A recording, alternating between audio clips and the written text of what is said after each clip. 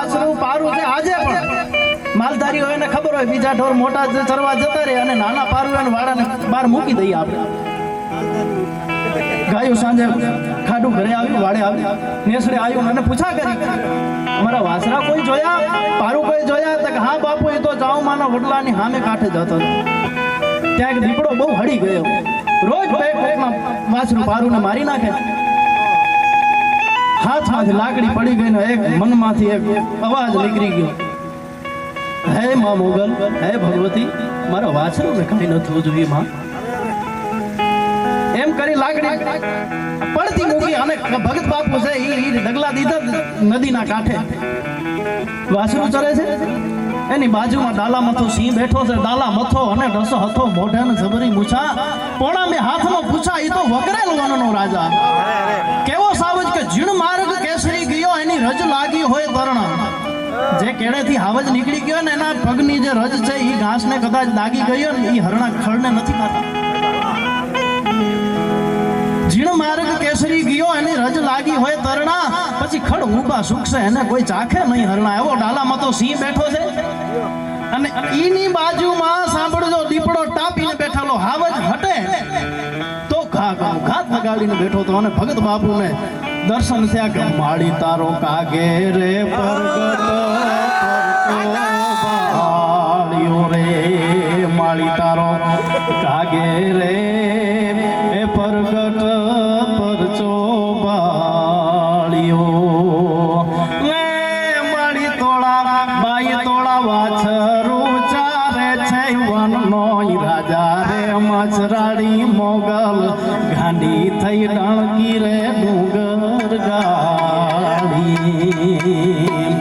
માળી તોળા ખાંડા ને ખડગ રણમાં ખડ્યા રે બાઈ તારા ખાંડા ને ખડગાઈ રણમાં ખડ્યા એ બાઈ ત્યાં તો લડિયા એવી નાના લશ્કર ભાગ્યા રે મસરાળી મોગલ ગાંડી થઈ એ ડણકી રે ડુંગર ગાડી. કવિ કાગ બાપુ એક નાનકડી વાત યાદ આવે છે કે ભગત બાપુ કવિ કાગ ડાયરો તમને ખબર હશે ભગત બાપુને ટીબીની બીમારી હતી. માં સોનલમાં ભગવતી એની ભેગા આપણા ચારણ સુરદાસ અને બીજા બે ચાર જુવાનો હતા માણસો હતા એ જીપ લઈને નીકળેલા અને માતાજી જીપને ઊભો રાખવાનું કીધું. બધા જીપમાંથી નીચે ઉતર્યા નીચે ઉતારીને માએ હાથથી ઇશારો કર્યો ને કીધું કે બધા બેસી જાવ જીપમાં. સુરદાસ કાંઈ સૂજે નહીં અને જીપને રવાની કરી. સુરદાસ કે માં બાવડું પકડીને માં મૂકી દો છો હે ભગવતી હવે હું ક્યાં છું ઈ મને ખબર નથી હું ક્યાં જઈશ ઈ મને ખબર નથી હે માં હવે બાય જાલી બાવડી મજદાર માં મૂકો નહીં હે ભગવતી હે માં ક્યાં જાઉં શું કરું? સુરદાસજી થઈ રસ્તાની માથે છે કોની પાસે જાઉં ઈ રટણ અને કોઈ ભલું માણસ બાજુમાં આશ્રમ બાવડું પકડી અને સુરદાસજીને ત્યાં મૂકી આવ્યા. સુરદાસજી કર્મનો હોય જેના વિશ્વામિત્રે જોયા હતા સગડા જોશ તોય સીતાજીએ સંતોષ કદી ન જોયો કાગડા. ત્યાં આશ્રમના દરવાજે પહોંચ્યા તો ત્યાંના જે મહંતજી હતા ને એનું શરીર શાંત થઈ ગયું. હે માં હે ભગવતી ઓહો માં આવડું કરવું હતું. બધા પાણી પાતા હતા. જે જગ્યાનો મહંત હતો એને જમીનમાં પથારી દઈ દીધી હતી. સવારથી બધા પાણી પાતા હતા પાણી માંગતા હતા પણ કરમજોગ ત્યાં કોઈ ચારણ નહોતું ને ચારણના હાથમાં પાણી માંગતા હતા. સુરદાસજી એનો ખોડિયો હતો એ ચારણ નો હતો. સુરદાસજી તમે પધાર્યા છો આવો બાપ તમે પણ પાણીને એક ચમચી પીવડાવો. સુરદાસજી હાથમાં પાણીની ચમચી દેતા એ મોઢે ચમચીનો એક ટીપો પડ્યો ને ત્યાં તો રામ રામ રામ શરીરમાંથી પ્રાણ પખેરું છે એ ઉડી ગયું. શરીરમાંથી પ્રાણ પંખેરું ઉડી ગયો ને બીજા માણસો હતા એને પૂછ્યું કે તમે કોણ છો બાપજી? એટલે ચારણ છો.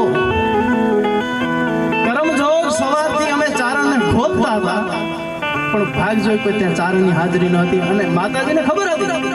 ત્યારે સુરદાસજી કહ્યું કે માં આ કામ હાટું થઈને મને મોકલ્યો હોત ને કાને થોડીક વાત નાખી દીધી હોત માં મને થાક ન લાગે. પાસે સોનલમાં જ્યારે છેલ્લા સમય હોસ્પિટલમાં હતા, ટીબીની બીમારી, ભગત બાપુ હોસ્પિટલના ઢોલિયાની માથે સૂતા હતા અને સોનલમાં ત્યાં જઈને કીધું કે ભગત એમ શું મજામાં? હે ભગવતી, મેં એવા શું ગુના કર્યા હતા કે મારે ટીબીની બીમારી થઈ? થાક લાગ્યો છે મને. ભગત માતાજી દાંત કાઢતા કાઢતા કીધું, ભગત કામ વિસરાઈ ગયું? હોય ગુના આખી નાતના માળી, હું એકલું ભોગવું કાગ, પોતા મને પાળવા વાળી અને સોનલ માથમાં આપ કપાડી. ભૂલી ગયા કે શું ભગત? ઈ માતાજી, ઈ કવિ કાગ, ઈ આપણા ચારણો. એક બે માતાજીની સ્તુતિ કરું. અરે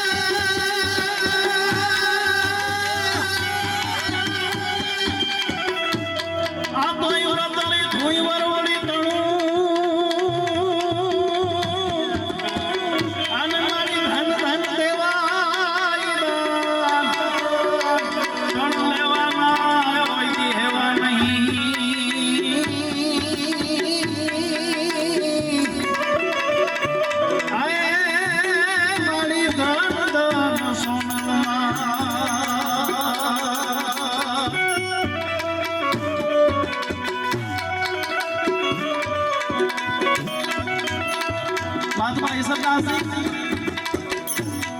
દેવી ભાગવત નામનો ગ્રંથ લખે અને મંગલા ચરણમાં સ્તુતિ લખે. તોય કરતા હરતા શ્રી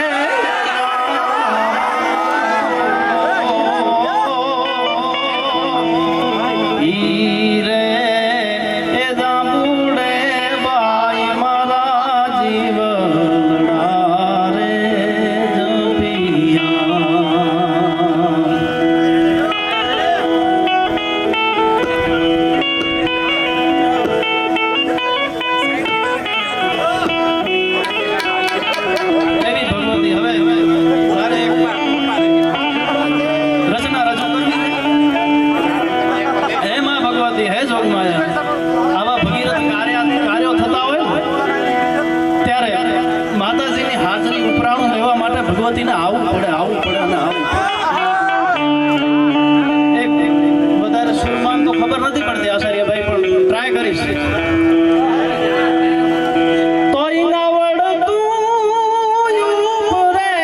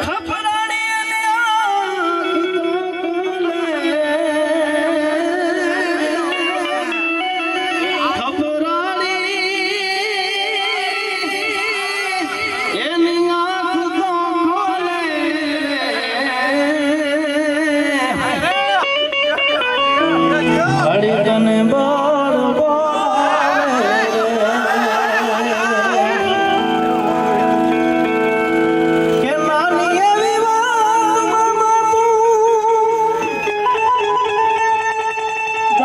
તું સીધે કરતી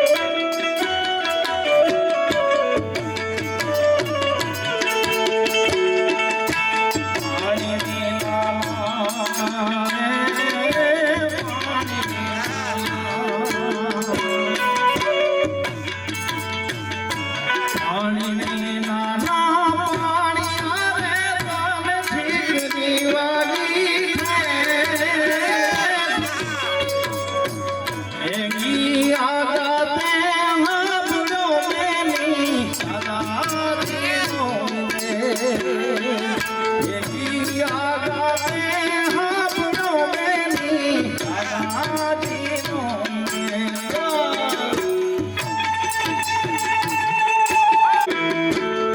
અણગીને કાબીરા હડે રે પુષ કેવા જાગો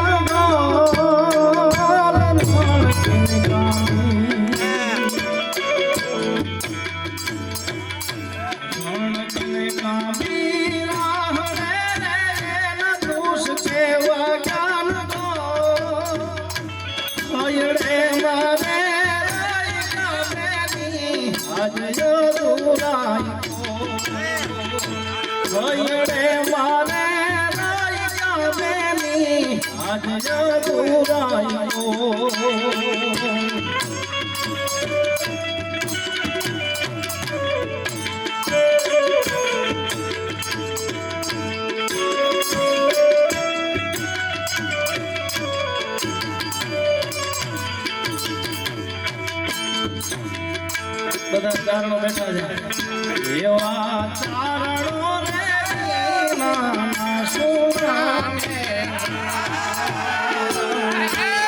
એવા ચારણો રે નાના સોના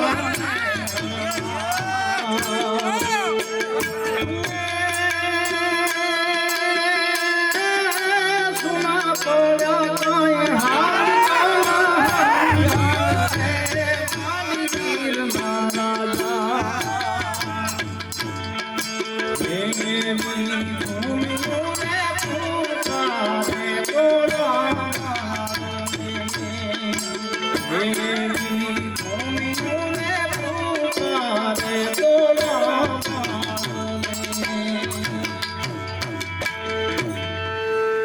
સદગુરુ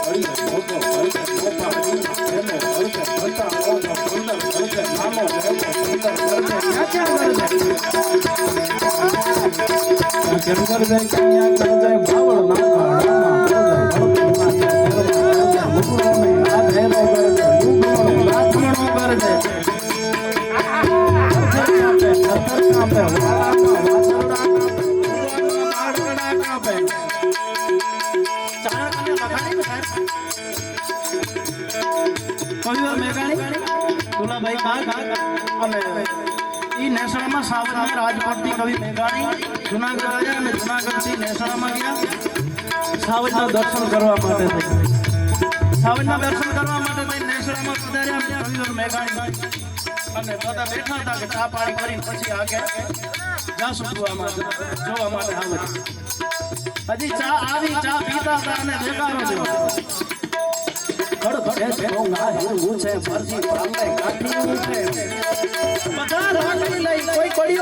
કોઈ ભાલો લીધો બધા દોડ્યા પણ એક લોભની નાનકડી લોભની થઈ માથે ફડાકા મારે છે તારણ ગંગા તારણ ગંગા 14 વર્ષની તારણ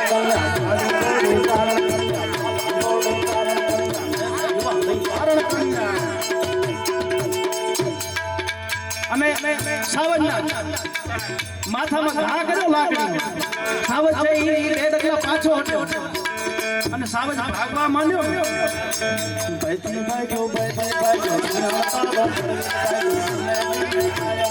મોટો વીર મુસાળો ભાગ્યો